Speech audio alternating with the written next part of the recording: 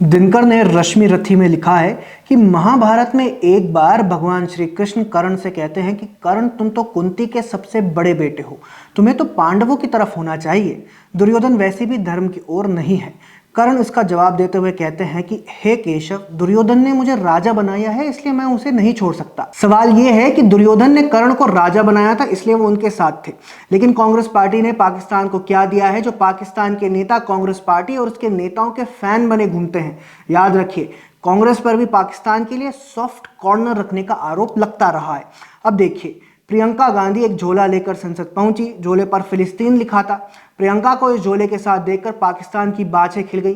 पाकिस्तान के पूर्व मंत्री फवाद हुसैन तो फोटो देखकर मानो फट पड़े। उन्होंने ट्वीट करके लिखा कि अरे, नेहरू की पोते के सिवा ये और कौन कर सकता है। आगे उन्होंने लिखा कि आज तक पाकिस्तानी सांसद भी ऐसा नहीं कर पाए। दोस्तों, यहाँ दो सवाल खड़े होते हैं। पहला कि पाकिस्तान के नेता कांग्रेसी नेताओं की तारीफों में कसीदे क्यों पढ़ते हैं।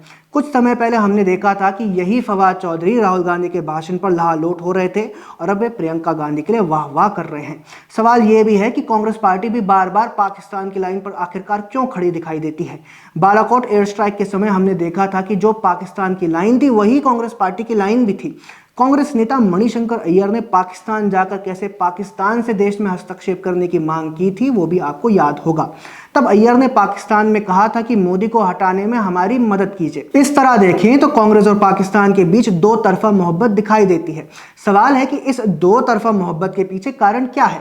बिना कारण कुछ नहीं होता। कर्ण भी बिना कारण दुर्योधन की ओर से नहीं लड़े थे। ऐसे में तय है कि कुछ तो है जो पाकिस्तान और कांग्रेस दोनों के बीच में कॉमन है।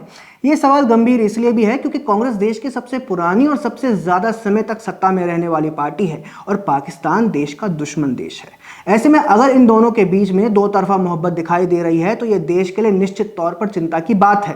कांग्रेस पार्टी को देश के सामने ये स्पष्ट करना चाहिए कि पाकिस्तान के साथ और पाकिस्तानी नेताओं के साथ उनके क्या संबंध है। क्यों पाकिस्तानी नेता उसके नेताओं के गुणगान करते दिखाई देते हैं। क्यों पाकिस्तानी आतंकवादी हाफिज सईद भी कांग्रेस की तारीफ करता है।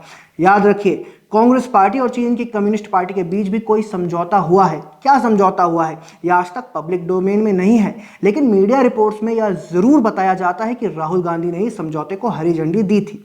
ऐसे में सवाल उठते हैं कि क्या चीन की तरह ही पाकिस्तान के साथ भी कांग्रेस का कोई समझौता है।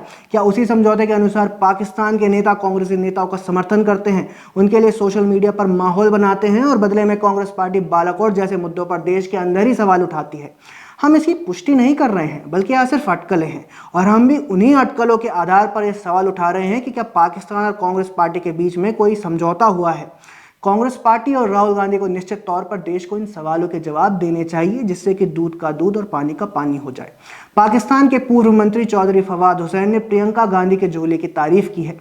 इसको लेकर आपका क्या कहना है, कमेंट सेक्शन में हमें अवश्य बताएं। हमारा कंटेंट पसंद आया हो तो चैनल फॉलो भी कर लें। जय हिंद।